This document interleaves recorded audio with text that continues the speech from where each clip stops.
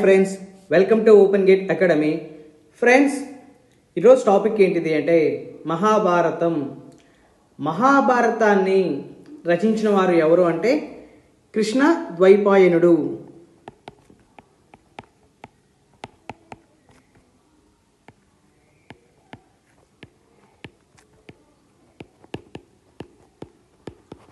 ఇతనే మనం వేదవ్యాసుడు అంటాం.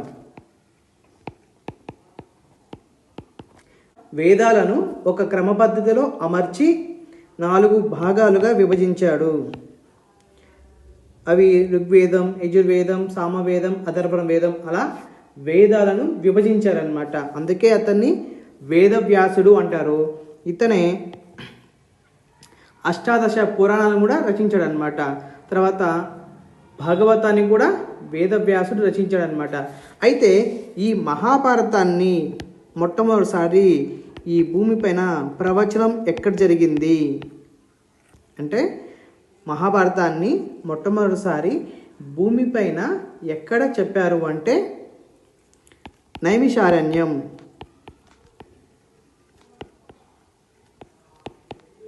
నైమిషారణ్యం ప్లేస్లో చెప్పారనమాట. అక్కడ చెప్పింది ఎవరు అంటే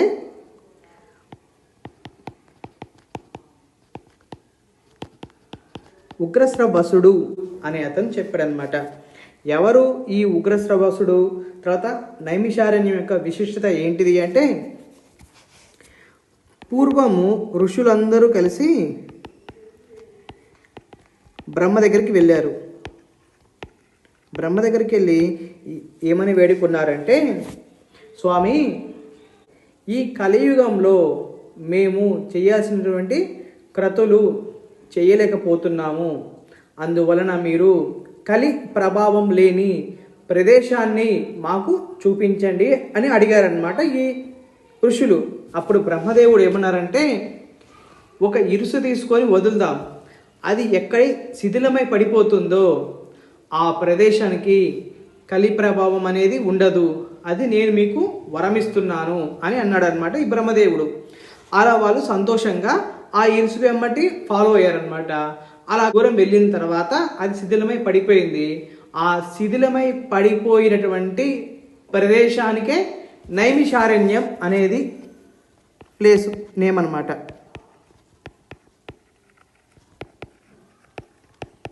ఆ చక్రము శిథిలమై పడిపోయింది కదా, అదే ఆ ప్లేసే నైమిషారణ్యం అనమాట. ఇక్కడ ఏంటిది, కలి ప్రభావం ఉండదు. మరి ఇక్కడ మహాభారతాన్ని ఎక్కడ చెప్పారు? నైమిషారణ్యం ప్లేస్లో చెప్పారు అని అన్నాను. మరి చెప్పిన వారు ఎవరు? ఉగ్రశ్రవసుడు. ఇతని గురించి మనం తెలుసుకుందాం. ఇతను ఎవరు అంటే రోమ మహర్షి కుమారుడు.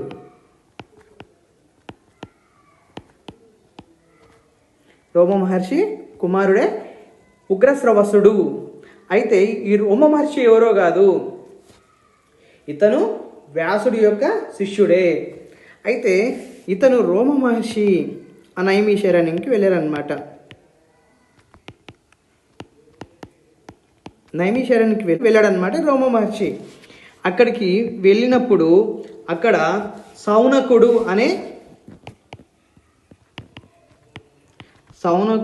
అనేటువంటి ఋషి అక్కడ సత్రయాగం చేస్తున్నాడు అనమాట.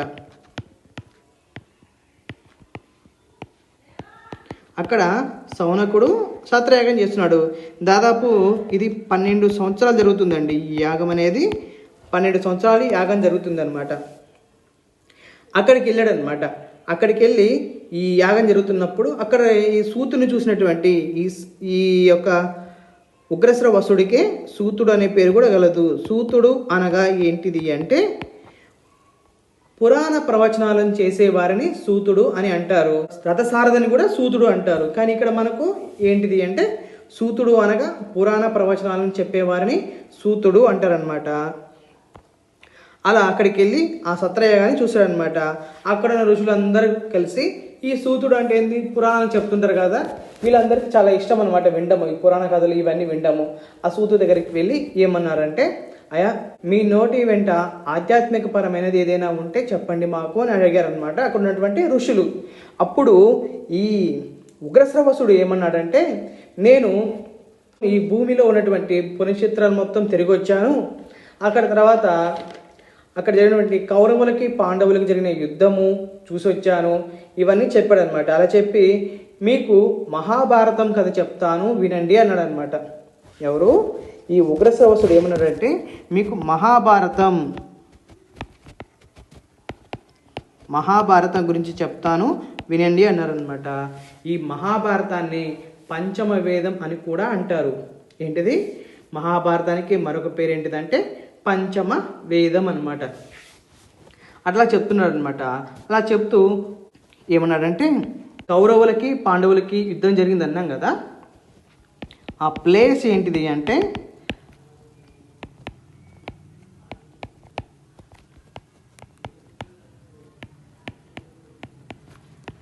ఆ ప్లేస్ పేరేంటిదంటే సమంత పంచకము. ఆ ప్లేస్ ఎందుకు ఈ పేరు వచ్చింది ఆ ప్రదేశానికి అంటే త్రేతాయుగంలో పరశురాముడు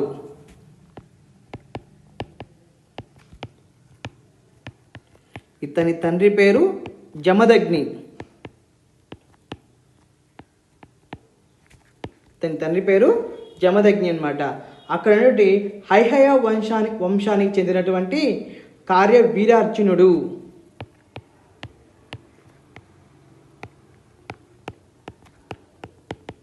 ఇతను ఏం చేశారంటే ఈ జమదగ్నిని చంపేశాడు అనమాట. ఈ కార్యవీరార్జునుడు అయితే చంపేసరికి ఈ పరశురాముడి కోపం వచ్చి, ఇతను క్షత్రియుడు, ఎవరు? ఈ హైహయ వంశానికి చెందిన వారు క్షత్రుడు అనమాట. ఈ పరశురాముడి కోపం వచ్చి ఈ క్షత్రియులందరినీ సంహారం చేస్తానని చెప్పాడు అనమాట. అలా 21 సార్లు ఈ భూమిపైన 21 సార్లు క్షత్రియులపై దండయాత్ర చేశాడనమాట. అలా మనకి ఏం జరిగింది అంటే 5 సరస్సులు నిండా రక్తం వాళ్ళ క్షత్రియులతో నిండిపోయింది అనమాట. ఆ నిండిపోతే ఆ రక్తంలోన తన పితృదేవతలకి తర్పణాలు సమర్పించాడు ఈ పరశురాముడు. అక్కడ ఉన్నటువంటి పితృదేవతలు ప్రత్యక్షమయ్యి నాయన శాంతించు అని చెప్పి అన్నారనమాట. అక్కడ శాంతించాడు. అక్కడ 5 సరస్సులు ఏర్పాటు చేశారు కదా వాళ్ళ రక్తంతో, అందుకే అక్కడ సమంత పంచకము అనే పేరు వచ్చింది.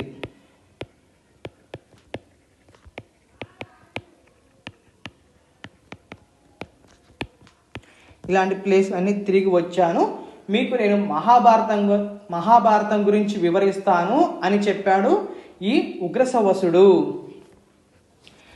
ఆ తర్వాత పరశురాముడు మహేంద్ర పర్వతాలకు వెళ్ళారనమాట.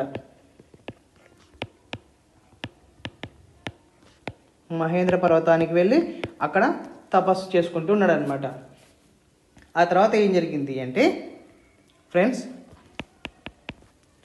ఇక్కడ కొన్ని ఉంటాయి, అన్నీ అవసరం లేదు. ఔషౌహిని అంటే ఏంటని అడుగుతారు.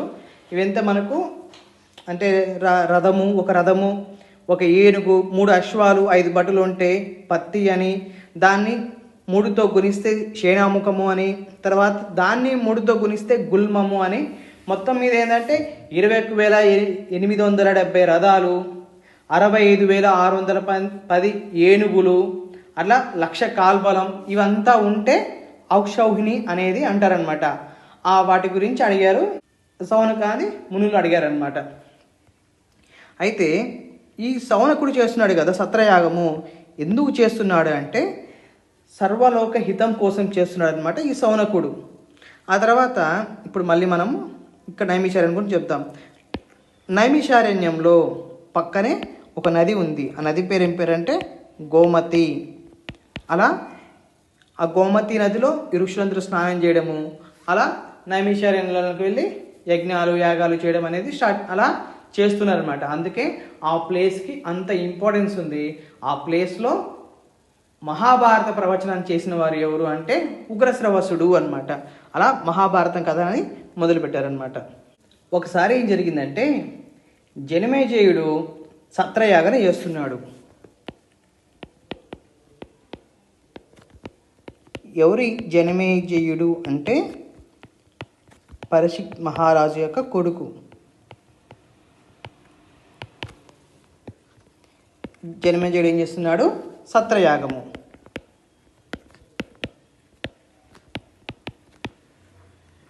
ఆ సత్రయాగం చేస్తున్నప్పుడు ఏం జరిగిందంటే దేవతల కుక్క అయినటువంటి సరమ కుమారుడు సారమేయుడు.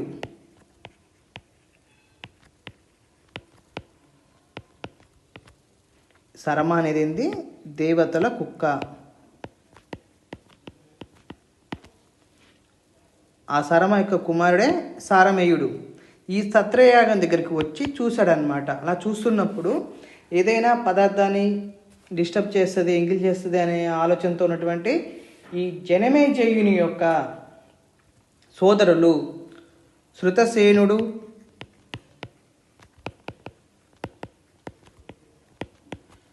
భీమసేనుడు, ఉగ్రసేనుడు, వీళ్ళ ముగ్గురు కలిసి ఏం చేశారంటే ఆ కుక్కను తోలారనమాట. దానికి ఈ సరమేయుడు ఏం చేస్తాడంటే సరమ దగ్గరికి వెళ్ళి చెప్తాడనమాట, అమ్మ నేను అక్కడ ఎటువంటి పదార్థాలని తాకలేదు, పూజకి ఎటువంటి భగ్నం కలిగించలేదు, అయినా కూడా ఈ జనమేజయుని సోదరులు నన్ను వెంటబడి తన్నారు అని చెప్పి సరమకు చెప్పుద్ది. అప్పుడు ఈ సరమ ఏం చేస్తుందంటే జనమేజయుని దగ్గరికి వస్తుంది అనమాట.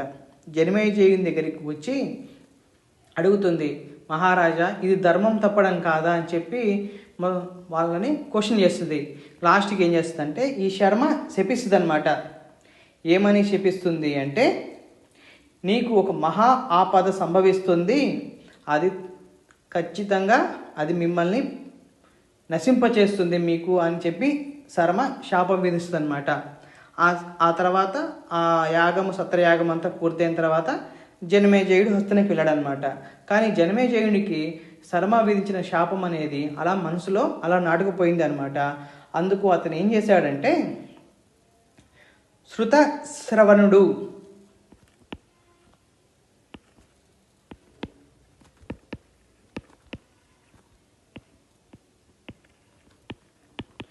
ఈ శృతశ్రవణుడిని పిలిచి నాకు శర్మ శాపం విధించింది, దానికి ఫలితంగా మీరు కొన్ని క్రతువులు చేయాలి, యజ్ఞాలు చేయాలి అని చెప్పి అంటారనమాట. అప్పుడు ఈ శృతశ్రవణుని యొక్క కుమారుని నాతో పంపించు అని అడుగుతాడు జనమేజయుడు. అతని పేరేం పేరంటే సోమశ్రవణుడు.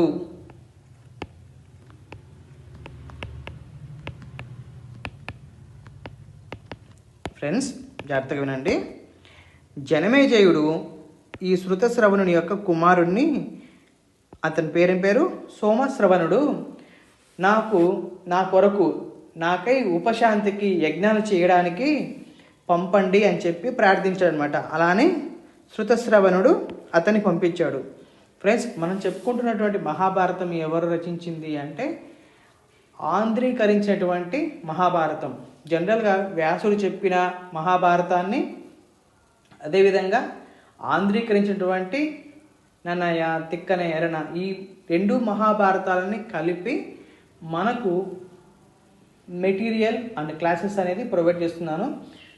కొంచెం డెప్త్గా అనిపించినా ఖచ్చితంగా చదవాల్సిన పద్ధతి ఇదే. ఎందుకు అంటే ఫ్రెండ్స్ మనము రేపు ఎగ్జామ్గా చేసేది ఏంటిది అంటే ఆధ్యాత్మికపరమైన ఉద్యోగం కాబట్టి మనకు ప్రతిదీ కూడా పరిపూర్ణమైనటువంటి నాలెడ్జ్ ఉన్నప్పుడు మాత్రమే మనం ఆ ఉద్యోగానికి న్యాయం చేయగలుగుతాం అన్నమాట. అందుకనే మనము ఏదైనా తెలుసుకుంటే జ్ఞానం పరిపూర్ణంగా తెలుసుకోవాలి. అలా సోమశ్రవణుడికి పంపించాడనమాట ఈ శృతశ్రవణుడు. ఎవరితోటి? ఈ జనమేజయునితో అనమాట. ఫ్రెండ్స్ మొట్టమొదటి కథ వస్తుంది. అదేంటిదంటే ఉదంకుడి గాథ. ఎవరి ఉదంకుడు అంటే పైలుని యొక్క శిష్యుడు. ఈ పైలును ఎవరు అంటే వ్యాసుడు యొక్క శిష్యుడు అన్నమాట. అయితే ఈ పైలుని వద్ద ఈ ఉదంకుడు అష్టసిద్ధులు నేర్చుకున్నాడు. తర్వాత ఒకరోజు ఏం చెప్పాడంటే పైలుడు ఉదంకుని పిలిచి, నాయన నీ బ్రహ్మచర్యం అనేది పూర్తయింది, నువ్వు నెక్స్ట్ గృహస్థాశ్రమంలోకి వెళ్ళాలి, నువ్వు నీ ప్రదేశానికి వెళ్ళు అని అన్నాడు అనమాట. ఈ ఉదంకుడు ఏమన్నాడంటే, స్వామి నేను గురుదక్షిణగా మీకు ఏదైనా సమర్పించాలి కదా, మీకు గురుదక్షిణ ఏం కావాలో అడగండి ఇస్తాను అన్నాడు. అప్పుడు ఈ పైలుడు ఏం అవసరం లేదు వెళ్ళు అన్నాడు. కానీ ఇతను చాలాసేపటికి గురువుని రిక్వెస్ట్ చేస్తూనే ఉన్నాడు. మొత్తానికి ఏమన్నాడంటే, నాకైతే ఏం అవసరం లేదు, నా భార్యకి ఏం కావాలో వెళ్ళి అడుగు, ఆమె ఏం కోరితే అది ఇవ్వు, అది నా గురుదక్షిణగా అనుకుంటాను అన్నాడు అనమాట. అప్పుడు అతని పైలుని యొక్క భార్య దగ్గరికి వెళ్ళి ఇతను అడిగాడు అనమాట, అమ్మా మీకు ఏం కావాలో అడగండి, ఇదే నా గురుదక్షిణ అని చెప్పారు మా గురువుగారు అని అడిగాడు అనమాట. అప్పుడు తను ఏం చెప్పిందంటే, నేటి నుంచి కరెక్ట్గా 4వ రోజు నేను ఒక వ్రతం చేయబోతున్నాను. ఆ వ్రతంకి పౌష్య మహారాజు భార్య కర్ణాభరణాలు నాకు తెచ్చి ఇవ్వు అన్నాడు అనమాట. పౌష్య మహారాజు భార్య కర్ణాభరణాలు నాకు తెచ్చి ఇవ్వు అని అడిగింది పైలుని యొక్క భార్య. పైలుని భార్య పౌష్య మహారాజు యొక్క కర్ణాభరణాలు నాకు తెచ్చి ఇవ్వండి అని అడిగిన వెంటనే ఇతను ఆలస్యం చేయకుండా సమయం తక్కువగా ఉంది అని ఇతను ఏం చేశాడంటే వెంటనే బయలుదేరాడనమాట ఆ రాజ్యానికి. అలా వెళ్తున్నప్పుడు దారి మార్గంలో వృషభము పైన ఒక దివ్యమైన పురుషుడు కనిపించాడనమాట. అలా వెళ్తున్నప్పుడు అతను ఆపి, ఎక్కడికి వెళ్తున్నావయ్యా అని అడిగాడు అనమాట ఈ దివ్యమైన పురుషుడు. అప్పుడు ఏం చెప్తున్నాడంటే, ఉదంకుడు నాకు ఇలా గురుదక్షిణ సమర్పించాలి, పౌష్య మహారాజు దగ్గరికి వెళ్ళి అతని భార్యను అడిగి కర్ణాభరణాలు తీసుకొని మా గురువు గారి భార్యకు ఇవ్వాలి అని అడిగాడు అనమాట అని చెప్పాడనమాట. పౌష్య మహారాజు భార్య కర్ణాభరణాలు తీసుకొని మా గురువు గారి భార్యకి ఇవ్వాలి అని చెప్పి అతనితో సంభాషించాడనమాట. అతను ఏమన్నాడంటే, నువ్వు ఈ ఎద్దు పేడ తిను అని అడిగాను అనమాట. ఈ వృషము పైన ఉన్నటువంటి ఈ దివ్యమైన పురుషుడు ఏమన్నాడంటే, ఎద్దు పేడ తిను అని అన్నాడు అనమాట. అప్పుడు తను తిరస్కరించాడు ఈ ఉదంకుడు. నాయన, నువ్వు తిరస్కరించవాక, నీ గురువు గారు కూడా తిన్నాడు అని చెప్పాడనమాట. కాదని లేక ఇష్టంతో తిన్నాడు. అలా తిని వెళ్తున్నాడు అనమాట. అలా వెళ్తున్నప్పుడు దారి మార్గంలోనే సమయం ఆసనమైంది, సాయంత్రం పూట.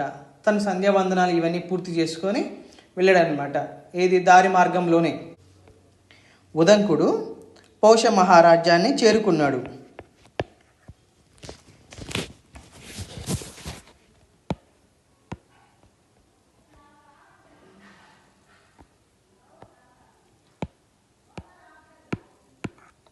రాజ్యం చేరుకున్న తర్వాత రాజుకు వెళ్ళి చెప్పాడనమాట పౌష్య మహారాజుకి, రాజా, నేను గురుదక్షిణ సమర్పించాలి, అందుకు మీ భార్య గారి అయినటువంటి కర్ణాభరణాలు నాకు ఇచ్చినట్లయితే నేను తీసుకెళ్ళి నా గురువు గారి భార్యకి సమర్పిస్తాను. ఆమె ఏదో ఒక యజ్ఞం చెయ్యాలి అనుకుంటుంది, అవి వాటితోనే ధరించి చెయ్యాలి అని నన్ను కోరింది, అందుకే నేను ఇక్కడికి వచ్చాను అంటే ఆయన సంతోషించి వెళ్ళి నా భార్య దగ్గరికి వెళ్ళి తీసుకుపోయా అని చెప్పాడనమాట. అలా ఈ ఉదంకుడు రాజుగారి భార్య రూమ్ దగ్గరికి వెళ్ళాడనమాట. వెళ్ళి రిక్వెస్ట్ చేసి ఆమెని వెళ్దాం రాజుగారి భార్య రూమ్ దగ్గరికి వెళ్ళాడు. తీరా చూస్తే ఆ రూమ్లో తను కనిపించదు. మళ్ళీ రాజు దగ్గరికి వెళ్ళి, రాజుగారు, మహారాణి గారు కనిపించట్లేదు అంటారనమాట. నా భార్య సావిత్రి, వీళ్ళందరూ ఉంటారు కదా పతివ్రతలు, ఎంతైతే వాళ్ళు పవిత్రులుగా మనం భావిస్తామో నా భార్య కూడా అలాంటిదేనయ్యా. నువ్వు అశుచిగా ఉంటావు, అందుకే నా భార్య నీకు కనపడలేదు, లేదా దుర్మార్గమైనటువంటి ఆలోచన కూడా నా భార్య కనపడదు అన్నాడు అనమాట. అలా దారి మధ్యలో తను ఎద్దు పేడ తిన్నది, తర్వాత దారి మార్గంలోనే ఆచమనం చేయడం, ఇవన్నీ గుర్తు తీసుకొని మరలా వెళ్ళి తనని శుద్ధి చేసుకుని వచ్చాడనమాట. అప్పుడు మహారాణి కనిపించింది. మహారాణి దగ్గరికి వెళ్ళి చెప్పారనమాట, నాకు కర్ణాభరణాలు ఇవ్వండి అని అంటే తను ఇచ్చేసింది. అవి తీసుకొని ఆనందంగా వచ్చి రాజుగారికి కృతజ్ఞత తెలియజేసి, నేను బయలుదేరుతాను, సమయం లేదు అని అన్నాడు అనమాట. అప్పుడు ఇతను ఏమన్నాడంటే, ఈ పౌష్య మహారాజు, మీరు వచ్చారు కదా, ఇంత దూరం వచ్చారు కదా, మీరు మా ఆతిథ్యం స్వీకరించండి అన్నాడు అనమాట. అంటే ఇతను ఏమన్నాడంటే లేదండి సమయం లేదు నాకు అని చెప్పాడు. అయినా కూడా ఇతను ఒప్పుకోలేదు. అలా ఆతిథ్యం ఇచ్చాడు. మంచి మంచి రుచికరమైన భోజనాలన్నీ వడ్డించాడు. కాకపోతే అవన్నీ చల్లగా ఉన్నాయన్నమాట. అదిగాక అందులో వెంట్రుక వచ్చింది. ఇది చూసినటువంటి ఉదంకుడికి కోపం వచ్చి, రాజా ఇవి చల్లగా ఉన్నాయో వేడిగా ఉన్నాయో నువ్వు పరీక్షించాల్సిన పని లేదా? అదిగాక వెంట్రుకలు వచ్చినాయి, నువ్వు గుడ్డివాడి వైపు అని చెప్పి శపించాడు అనమాట. అప్పుడు పౌష్య మహారాజు కూడా ప్రతిశాపం ఇచ్చాడు. ఏమిచ్చాడంటే ఉదంకుడికి సంతానము నీకు లేకుండుగాక అని చెప్పి ప్రతిశాపం ఇచ్చాడు. జనరల్గా గురుదక్షిణ ఇచ్చినట్లయితే మనకు ససంతానము లభిస్తుంది అనమాట. కానీ ఇత చేసేది కూడా సంతానం కొరకే. కానీ ఎప్పుడైతే ఇతను ఇలా క్షపించాడో రిక్వెస్ట్ చేసుకున్నాడు, నాది ఇంద్రుడు ఒకసారి వజ్రాయుధాన్ని వదిలినట్లయితే అది ఎలా అయితే వెనక్కి తీసుకోలేమో నా మాట కూడా కఠినమైనది, తీసుకోలేను, నువ్వే నీ మాటను వెనక్కి తీసుకో అన్నాడు అనమాట. అలా కొన్నాళ్ళకి మీకు కళ్ళు వస్తాయి రాజా అని చెప్పి అతను వెళ్ళాడనమాట. అలా వెళ్తున్నప్పుడు దారి మార్గంలో కర్ణాభరణం ఇస్తున్నప్పుడు మహారాణి ఏమనిందంటే, ఆయన ఈ కర్ణాభరణాల కోసం ఈ తక్షకుడు ఎవరు అంటే కశ్యప ప్రజాపతికి 2 భార్యలు. ఒక ఆమె పేరు కద్రువ, 2 వినత. ఈ కద్రువ సంతానమే తక్షకుడు అనమాట. అలా ఈ తక్షకుడు ఏం చేశాడంటే ఆ మహారాణి యొక్క కర్ణాభరణాల కోసం ఎప్పటి నుంచి ఎదురు చూస్తున్నాడు. అయితే ఈ కర్ణాభరణాలు ఇతనికి ఇచ్చింది కదా ఉదంకుడికి, ఇది తీసుకొని రాజ్యానికి వెళ్తున్నాడు.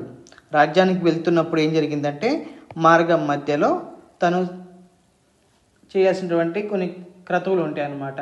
అవి చేస్తున్నప్పుడు దారి గట్టు పైన పెట్టి నదిలో స్నానం చేస్తున్నాడు అనమాట. నదిలో స్నానం చేసినప్పుడు ఈ ఉదంకుడు ఒక మాయా రూపాన్ని దాల్చి వాటిని అపహరించాడనమాట. ఈ కర్ణాభరణాలని అపహరించాడు. వెంటనే అది తీసుకొని ఇతను ఉదంకుడు కాదండి, తక్షకుడు వీటిని అపహరించాడనమాట. తక్షకుడు ఆ కర్ణాభరణాలు తీసుకొని నాగలోకానికి వెళ్ళాడనమాట. అయితే ఈ ఉదంకుడు కూడా తక్కువడమేం కాదు, ఎందుకంటే తనకు అష్టసిద్ధులు అనే విద్య తెలుసు కాబట్టి తను వాటి నిండా వెంటబడ్డాడనమాట. అలా వెంటపడుతూ ఉన్నాడనమాట. అలా నాగలోకానికి వెళ్ళాడనమాట. వెళ్ళిన తర్వాత ఎక్కడ కూడా చూసినా కూడా ఉదంకుడికి ఆ తక్షకుడు కనిపించలేదనమాట. అలా కొంచెం దూరం అలా వెతుకుతూ ఉన్నప్పుడు ఈ ఉదంకుడికి తెల్లని నల్లని వస్త్రాన్ని నేసినటువంటి 2 స్త్రీలు కనిపించారు.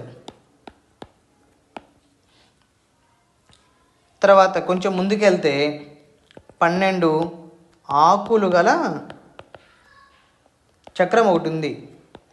ఆ చక్రాన్ని 6 యువకులు తిప్పుతున్నారన్నమాట. అలా కొంచెం ముందుకెళ్తే బాగా పొడవైనటువంటి అశ్వము పైన ఒక దివ్య పురుషుడు ఉన్నాడనమాట.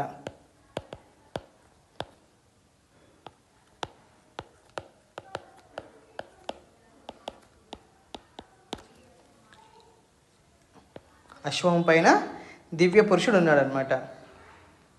అలా దివ్య పురుషుడి దగ్గరికి వెళ్ళి తక్షకుడి గురించి అడిగాడనమాట. అలా కొంచెం సేపటికి తను ఎంతసేపటికి కూడా ఎవరేం అడిగినా కూడా సమాధానం చెప్పలేదు. అప్పుడు ఈ దివ్య పురుషుడిని ప్రార్థించాడనమాట. లాస్ట్కి ఏమన్నాడంటే సరేలే అని చెప్పి నేను ఎక్కడున్నాడో నీకు హెల్ప్ చేస్తాను అన్నాడు అనమాట. ఈ దివ్య పురుషుడు అనమాట హెల్ప్ చేస్తాను అన్నాడు ఉదంకుడికి.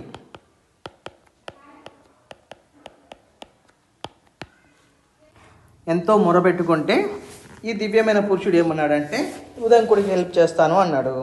అలా తను దగ్గర ఉన్నటువంటి ఈ అశ్వాన్ని ఉదంకుడికి ఇచ్చాడనమాట. ఆ అశ్వంతో నాగలోకమంతా తిరిగాడనమాట. ఒక చోట తక్షకుడు కనిపిస్తాడనమాట. ఆ తక్షకుడి మీద జరిగినటువంటి పోరాటంలో ఈ ఉదంకుడికి ఆ కుండలాలని ఇచ్చేస్తాడనమాట. ఇంతకీ ఇవి కుండలాలు అంటే ఏంటిదంటే చెవి కమ్మలు అనమాట. ఇవి జనరల్గా 5వ తనంతో సమానం అనమాట ఈ చెవి కమ్మలు అనేవి. అవి తీసుకొని ఉదంకుడు దివ్య పురుషుల దగ్గరికి వెళ్తాడనమాట.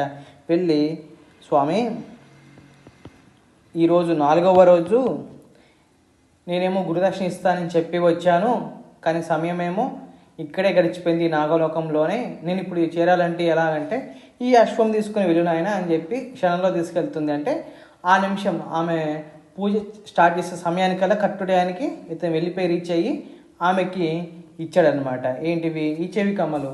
అప్పుడు ఆమె ధరించి ఆ యాగం చేసింది. తర్వాత అప్పుడు ఈ గురువు దగ్గరికి వెళ్ళి తన ఆశీర్వాదం తీసుకొని వెళ్తున్నాడు అనమాట. వెళ్తూ డౌట్ వచ్చింది, స్వామి నేను ఇట్లా నాగలోకానికి వెళ్ళాను, జరిగిన కథ చెప్పాడు. నాగలోకానికి వెళ్ళాను, అక్కడ తెల్లని నల్లని వస్త్రాలు వేసినటువంటి 2 స్త్రీలను చూశాను, ఎవరు అని మొత్తం అడుగుతుంటే అప్పుడు చెప్పారనమాట. ఆ 2 స్త్రీలలో ఒకరు దాత, విధాత. ఆ తెల్లని నల్లని అంటున్నాను కదా, తెల్లందేమో పగలు, నల్లందేమో రాత్రి. ఆ తర్వాత 12 ఆకులు అన్నాం కదా, 12 నెలలు.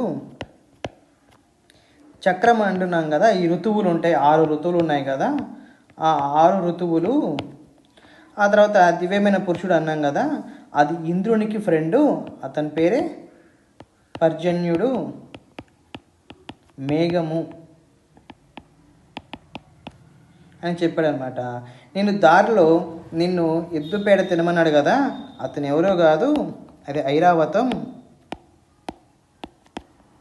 ఆ దివ్యమైన పురుషుడు ఎవరో కాదు, సాక్షాత్తు ఇంద్రుడేను. నువ్వు తిన్నది ఎద్దుపేడ కాదు నాయన, అది అమృతము అని చెప్పాడనమాట. అలా గురువు గారి దగ్గర వద్ద తీసుకొని వెళ్ళాడు ఈ ఉదంకుడు. కానీ ఎంతసేపటికి ఈ ఉదంకుడికి ఆ తక్షకుడి మీద కోపం పోలేదు. అందుకు ఏమనుకున్నాడంటే ఈ తక్షకుడినితో పాటు మొత్తం సర్పజాతిని మొత్తాన్ని కూడా నాశనం చేయాలి అని అనుకుంటాడు ఈ ఉదంకుడు. అందుకు తను ఏమనుకున్నాడంటే